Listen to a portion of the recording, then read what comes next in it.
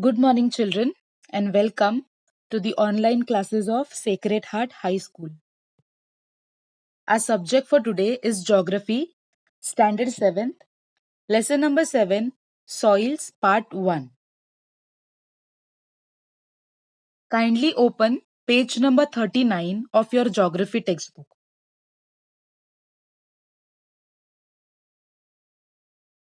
Let's recall. What are the different constituents of soil? From where do the abiotic factors become available for soil formation? On which factors does the variety in the soil depend? Okay. So what are the different constituents of soil? So the different constituents or components of soil are decomposed rock, humus, air, water, etc. Then from where do the abiotic factors become available for soil formation? Now children, abiotic factors means physical factors such as temperature, wind, and water. Now, what happens is when the water flows with a very high speed, it causes or results in breaking of rocks. Now, as we all are aware that there is a difference in the temperature during daytime and nighttime, and this difference results in expansion and contraction of the rocks, which leads to weathering and soil formation. The third question, on which factors does the variety in the soil depend? So the variety in the soil mainly depends on parent material, climate, relief, time, etc. While answering the questions above, you must have gathered some information about soil and realized some of its characteristics. Let us consider the soil in more detail. So children, in our today's lecture, we are going to study more about soils and how the soil is formed depending on the different factors. Now, which are the factors? The parent rock, the climate of the region, the biotic material, the slope of the land, and time.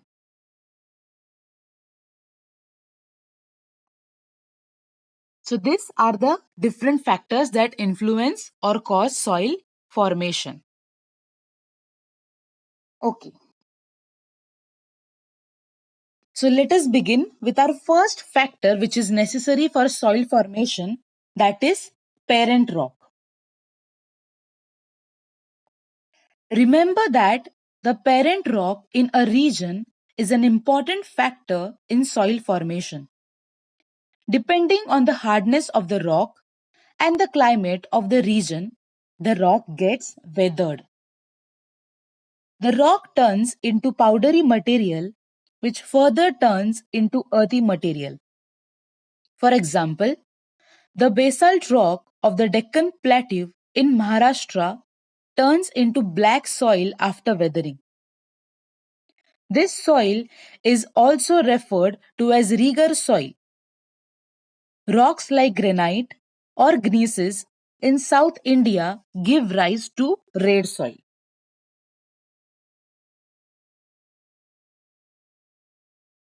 So children, now in order to form soil in a region, it is very important that there has to be a parent rock. Soil is formed from rock. So depending on the hardness of the rock and the climate of the region, the rock gets weathered. Now the word weathered means breaking down or dissolving of the rock into the earthy material. So as per the climate and the hardness of the parent rock, it breaks down or gets weathered and then it turns into earthy material. Okay. Now, for example, the basalt rock of the Deccan Plateau in Maharashtra, it gets weathered and turns into black soil. Now, this soil is also referred as or also known as Regur soil. Now, rocks like granite or gneiss in South India, after getting weathered, turns into red soil. Okay. Regional climate. This is also an important factor influencing soil formation. Weathering of the rock is the first step in the process of soil formation. The process of weathering depends on the climate of the region. The climate decides the intensity of weathering. That is why one and the same type of rock gives rise to different types of soils when the rock is exposed to different climates. In the dry climate of Deccan Plateau, weathering of basalt leads to the formation of black soil, whereas in the humid climate of the Western Sahyadris, the leaching of the same basalt rock leads to the formation of lateritic soil. So children, climate also plays a very important role in the formation of soil. Now, as we have seen before, that in order to form soil, the rock has to get weathered or break down. Now, and how will the rock get weathered? The rock gets weathered depending on the climate. Now, the climate decides the intensity of weathering. Depending on the climate of the region, the same rock can give rise to different types of soil. Okay. Now, in the dry climate of the Deccan Plateau, weathering of basalt leads to the formation of black soil. Why? Because the climate is dry. So the basalt rock turns into black soil. Whereas in the humid climate of the Western Sahyadris, the same basalt rock leads to the formation of lateritic soil. So the same rock is forming two different types of soil. Why? Because of the difference in the climate. Now the word leaching means the process of water carrying or small particles through soil or rock. So as there is humid climate in the Western Sahyadris, it causes the leaching of the basalt rock, and which leads to the formation of lateritic soil. Biotic material. The weathering of the rocks turns them into powdery material. But this powdery material is not soil. To turn such powdery material into soil, it is necessary that biotic material gets mixed into it. The biotic material comes from the decomposition of the remains of the plants and animals in that region. The vegetal litters, roots of plants, remains of animals, etc. gets decomposed due to water. Microorganisms and certain other organisms help decompose the dead remains of organic materials.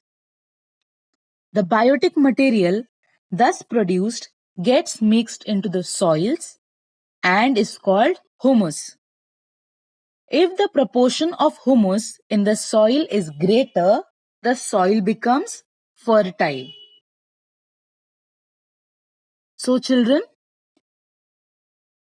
we saw that the parent rock gets weathered depending on the climate of the region and then turns into earthy material. That means powdery material. But this powdery material is not soil. Now, to turn such powdery material into soil, it is very necessary that biotic materials get mixed into it. Now, from where the biotic material will come? Biotic material comes from the decomposition of the remains of plants and animals. Now, what all gets decomposed? The vegetal litters, then the roots of the plants, the remains of the dead animals, etc. Now, this all gets decomposed due to water, and microorganisms in the land will help these dead remains of the animals and all such things like roots of plants and vegetal litters to get decomposed, and then this biotic material gets mixed into the soil and it is called as humus. Now, if the proportion of humus is more in the soil becomes more fertile. And if it is less, then the soil is less fertile. The process of decomposition by living organisms takes place continuously. Nowadays, production of vermicompost is undertaken on a large scale. Now, children, what is vermicompost? Vermicompost means it is a process in which earthworms convert the organic waste into manure rich or high nutritional content soil. Okay, so vermicompost can be done, and nowadays it is done on a large scale. Now, this vermicompost is used to bring fertility in the soil. For example, Gandul Khat. Most of you all must be aware. This is a type of a vermicompost which we get in the store. Now, this vermicompost is formed by earthworms. Earthworms are known as Gandul in Marathi. Okay, so now this vermicompost production is also carried out nowadays on a large scale. But such vermicompost or such production of compost needs a lot of time and different elements like water, heat, organic waste, etc. Then comes time. Now, soil formation is a natural and slow process. It needs a very long period of time. We must be thinking that soil forms in 1 or 2 days. No, it takes thousands of years. Now, to form a 2.5 centimeter thick layer of topsoil, it takes thousands of years. From this, you may understand that soils are invaluable. In the region of high rainfall and higher temperatures, the process of soil formation is faster. Where is the process of soil formation faster? In the region of very high rainfall and higher temperatures. Now, comparatively or in comparison, the regions of low temperature and low rainfall, soil formation takes more time. Humans use the soil gifted by nature as a resource. Now, what is the main use of soil? Mainly used for agricultural purposes. Nowadays, when the fertility of the soil becomes less, and if we want higher production, what do farmers do? They use different types of fertilizers, like chemical fertilizers, insecticides, etc. But at the same time, overuse or more use of such fertilizers can decrease the fertility of the soil. Okay, degradation means it leads to reduction or loss of fertility in the soil. Okay, so turn your pages. Try this. Take 3 flower pots of the same size. Keep one pot empty. Fill the second pot with water after closing the hole at the bottom. Now, you all must be knowing that in the flower pot below, there are 3 or sometimes 1 hole. So, when you fill the second pot with water, you have to cover the hole, and fill the third pot with soil. Put a few seeds in all of them. In the empty one, you have to put some seeds. In the pot filled with water, you have to put some seeds. And with soil, you have to put some seeds. Now you can put any seeds like wheat, green gram, peas, coriander seeds, etc. Now you have to keep all the 3 pots in the sun and water the empty pot and the soil filled pot for 4 to 5 days. Observe and answer the following. What happened to the seeds put in the empty pot and the pot filled with water? Will you see any plant growing there, children? No. Why? Because in the first pot, it was empty.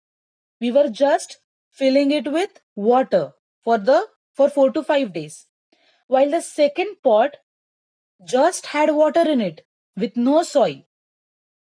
So, plantation cannot be done there. What happened to the seeds put in the pot filled with soil? Something will grow there? Yes or no? Yes. Why? Because there was soil in it in the pot. Also, we were watering the same seed for 4 to 5 days and it was also kept in the sunlight. So children, what do you learn from this? That soil is very important or necessary for the growth of plants. Plants cannot be grown just by water or like this only.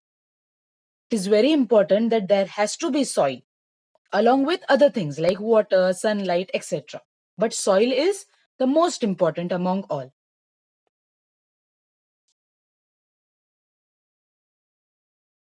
Okay, so this was about this activity. Try this. Geographical explanation. An important component of the living world on the earth is plants. For the production and growth of plants, soil is indispensable. Means it is absolutely necessary or essential. They provide support to plants. Vegetation is abundant in the regions that have fertile soils, example the equatorial region. Whereas in the areas where the soil are not fertile, vegetation is scanty or less.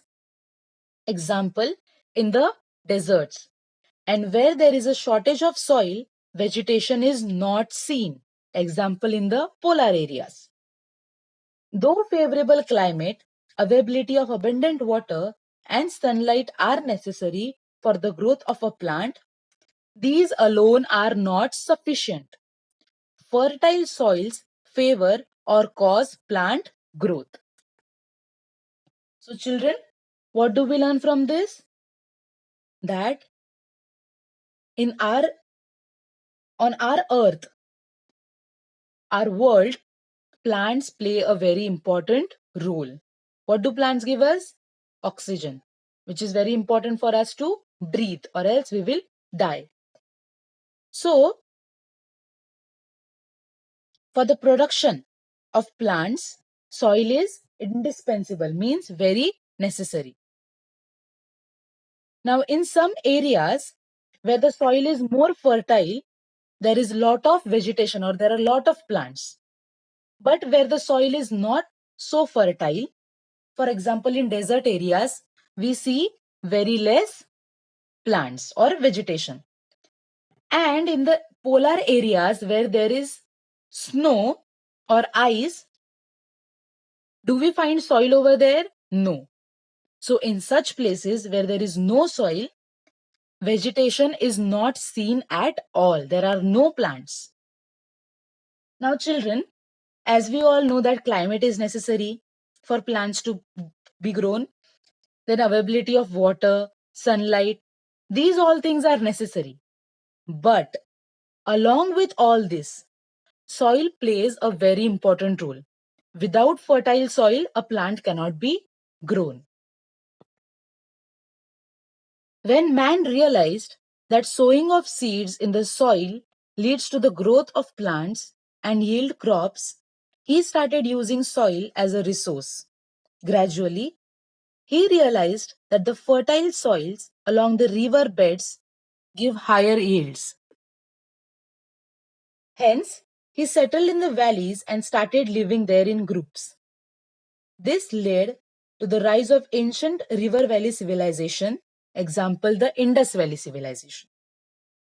So, children, when the Stone Age man came to know that when we sow seeds in the soil, plants can be grown, and with the help of water, agriculture can be done on a large scale. So, those people started settling down along the bases of the river, and this led to the rise of Indus Valley civilization or River Valley civilization. For the growing population, man started producing greater amount of food crops. He realized that crop production and prosperity in agriculture mainly depend on the fertility of soil and optimum availability of water.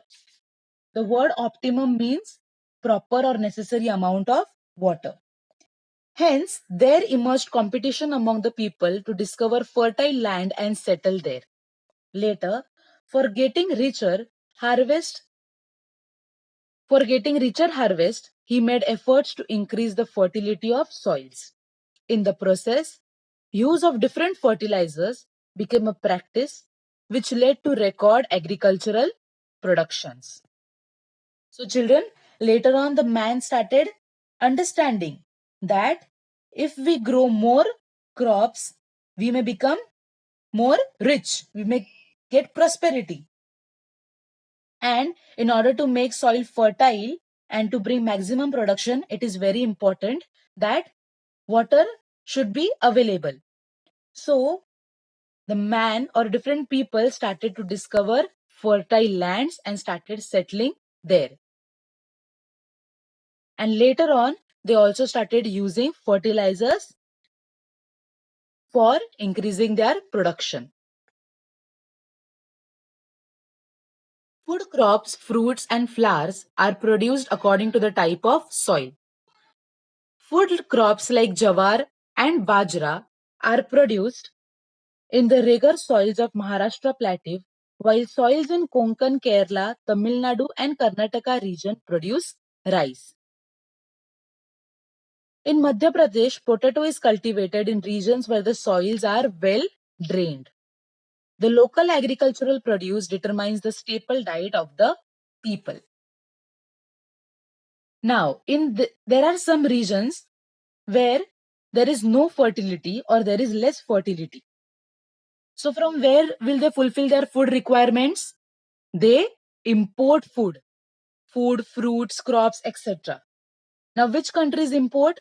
Countries like Saudi Arabia, Qatar, Oman, etc. Now, in order to fulfill their needs for food, they import food from China, India, and USA. The regions where soil are fertile can be self-reliant. Means they are not dependent on anybody for food. Hence, human settlements get concentrated in such areas. Agro-based industries. Agro-based means the industries related to textiles, sugar, paper, and vegetable oil. These industries use agricultural products as their raw material. Now, agro-based industries flourish in these areas at a later date. For example, sugar factories develop in the sugarcane producing areas. Fruit processing industries develop in the areas of fruit production. These regions later show the signs of development. So, children, this was all about our part 1 of lesson number 7, soil. We shall meet in our next lecture. Till then, thank you. Stay home and stay safe.